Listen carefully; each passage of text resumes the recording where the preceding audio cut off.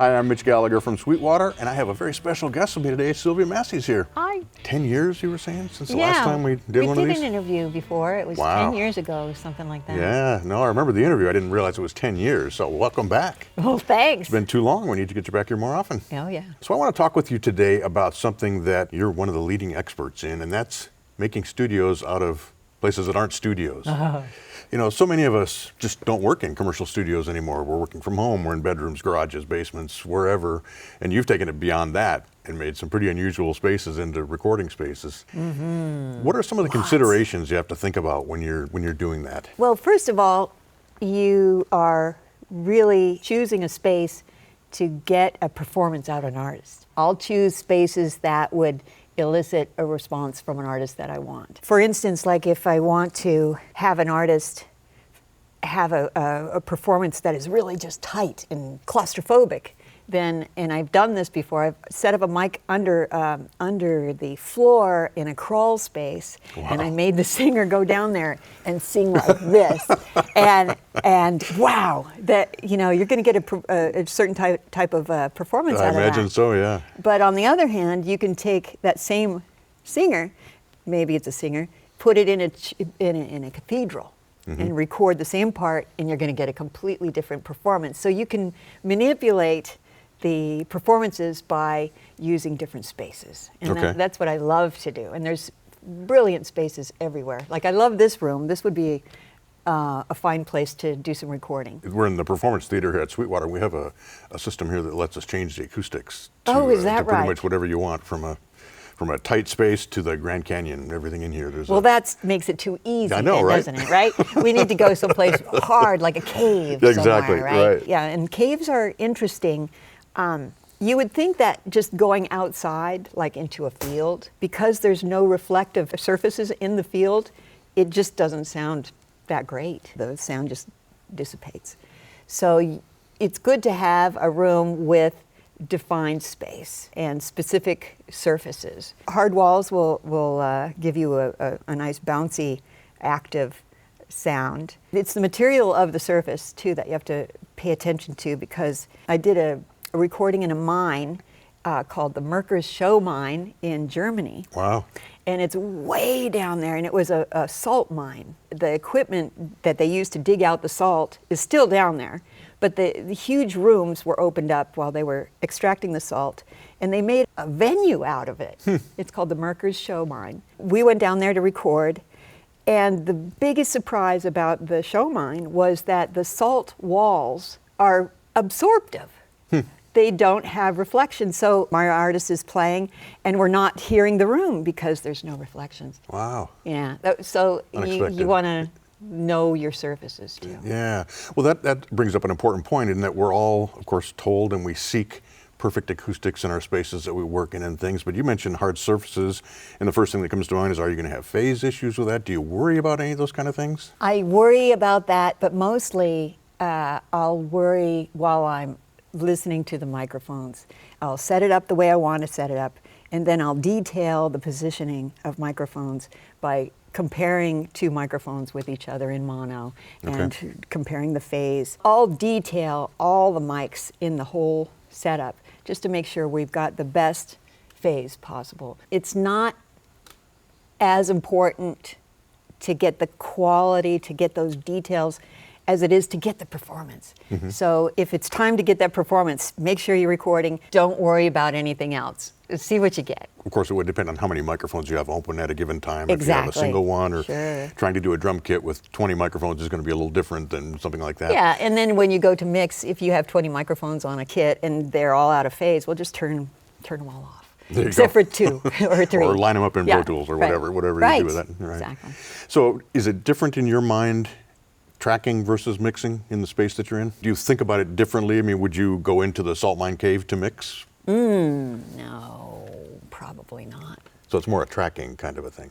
Yeah, that would be a tracking thing. The space that I use for mixing is, which I love, and I just only want to work there, is in my studio in Oregon, in a room that is not symmetrical at all. The console is in a corner.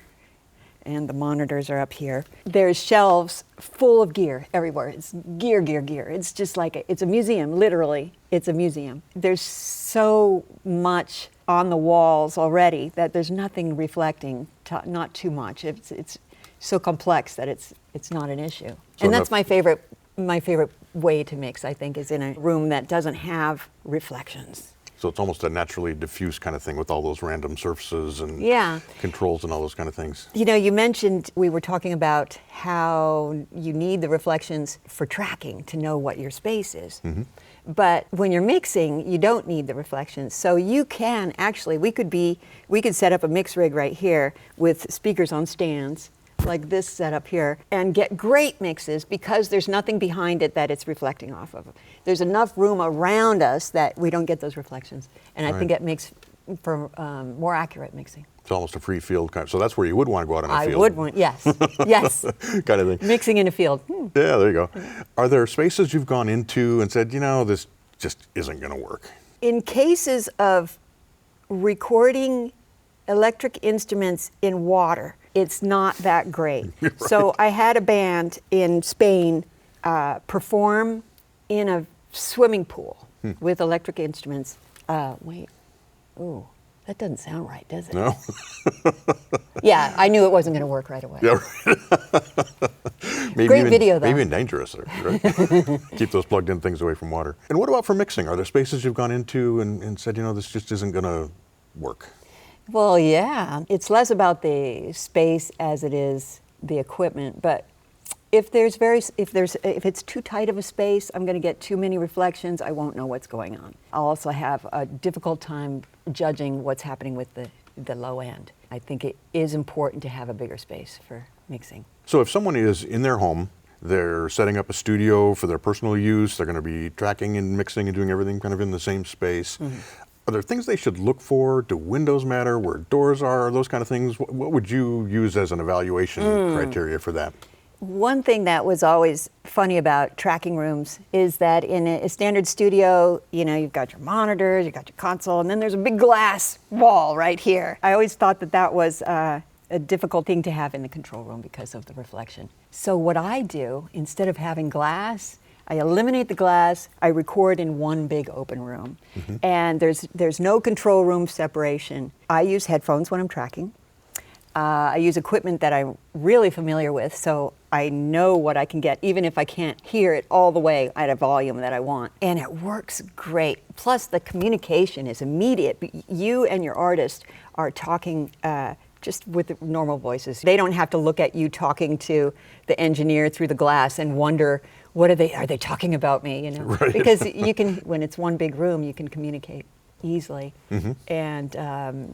And that can be an issue too, because maybe you and your engineer want to talk shit about the singer, and you can't if you're all in the same room. So we write notes and pass them. Oh, there you go. Just like There's always a way. Mm-hmm. To just make sure they don't go in the trash and pick them out. Right, exactly. That's fascinating, and you literally wrote the book on this type of thing, didn't you? Well, there is a book that I wrote with my husband Chris, and it's called Recording Unhinged. And it's about unconventional recording techniques. Not only the spaces that you record in, but then the equipment, the instruments, and the inventiveness of recording. The book has done pretty well over the years, you know. It's about 10 years old now. We're gearing up to release a new book, which is the Great Book of Vintage Microphones. Oh, that'll be fun. Yeah. That'll be great. And this is a book that it took 7 years to write. And during the writing of the book, we actually went and bought a microphone museum in Milwaukee. Wow. The Bob Paquette Museum. And so we studied these mics and have brilliant, beautiful photographs. It's a picture book. It's basically a book for your coffee table or your studio coffee table, right? And it has all the important mics, I think, and some unusual mics and notable mics. Right. Yeah, because there's so many mics in the world, you can't get them all. And so many we don't even really think about. You see the standards in the studio, but there's a whole world of them. That's fascinating. Look forward to that. Yeah. And I highly recommend the book, Recording Unhinged. Well, thank you very Lots of much. great stuff in there. And that's something that doesn't go out of style. It doesn't, I mean, the techniques are the techniques, and they're still creative no matter where you use them. And I think that's the point of our whole conversation here is get creative. Choose a space. Go for the performance, go for the sound that you want, and don't worry too much about fitting in with the exact things you're supposed to do. Because you need to get that performance. That's the number one thing that we're doing, is capturing the moment. Right. Right. Fantastic. Sylvia, thanks so much for sitting down with us today and sharing your wealth of wisdom and all that great stuff. It's great to see you. Come back again soon. Absolutely. Thanks, Pleasure. Mitch. All right. And thank you for joining us here at Sweetwater. I'm Mitch Gallagher.